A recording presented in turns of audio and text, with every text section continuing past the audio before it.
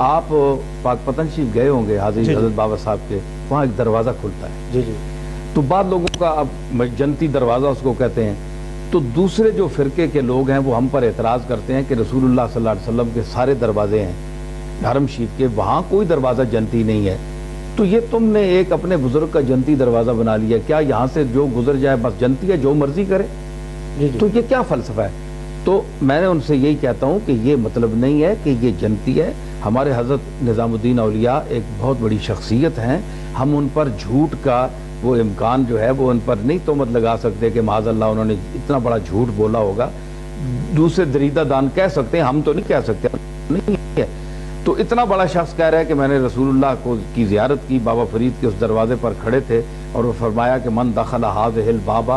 امنا، جو اس دروازے سے داخل ہوا وہ امن میں آ گیا۔ تو امن کا یہ مطلب نہیں ہے، تو امن کے لفظ کی تعبیر انہوں نے کر لی کہ یہ جنت ہے۔ تو اب یہ تو نہیں ہے کہ جو اس دروازے سے جو کچھ کر کے آیا چلو تائب ہو گیا، اللہ کی بارگاہ میں بابا صاحب سے معافی نہیں مانگنی، معافی اللہ سے مانگنی ہے، کیونکہ اعمال کا معاف کرنے والا بابا صاحب یا کوئی اور بزرگ نہیں ہے، اللہ ہے۔ اللہ سے معافی مانگ کے بابا صاحب کے دروازے پر سے گزرے اور یہ کہے کہ میں آج سے بابا فرید کا طرز عمل اختیار کر رہا ہوں، اے میرے مالک مجھے معافی دے اور میں اس دروازے سے گزر رہا ہوں اور وعدہ کرتا ہوں، بس اللہ اس کو جنتی بنا دے، وہ ٹھیک ہے۔ اقرار کی میں ان سے یہ کہتا ہوں کہ اب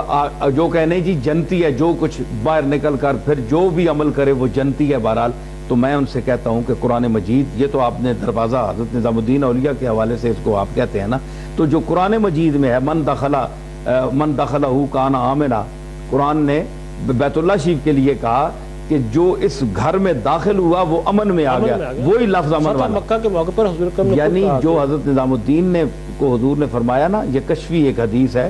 یہ علماء ظاہر میں اس کو تسلیم نہیں کیا جاتا، یہ صوفیاء کی دنیا میں ہم چونکہ حضرت نظام الدین کا احترام کرتے ہیں اس لیے ہم تسلیم کرتے ہیں کہ حضور نے فرمایا ہوگا، لیکن ظاہر اہل حدیث جو ہیں، حدیث والے اس کتابوں میں اس کا نہیں ہے، وہ عمل نہیں ہوتا۔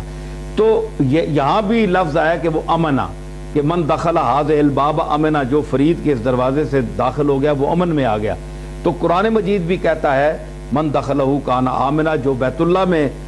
داخل ہو گیا وہ امن میں آ گیا۔ تو اگر بیت اللہ میں داخل ہو کر کوئی شخص حج کر کے بعد میں وہی چوری چکاری کرے، بدکاری کرے، فسق و فجور کرے، دنیا کا ہر برائی کرے، تو کیا وہ جنتی ہوگا؟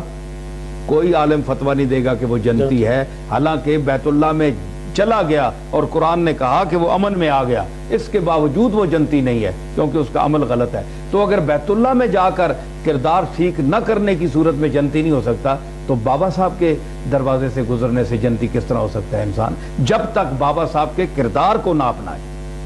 بڑی محبت کے ساتھ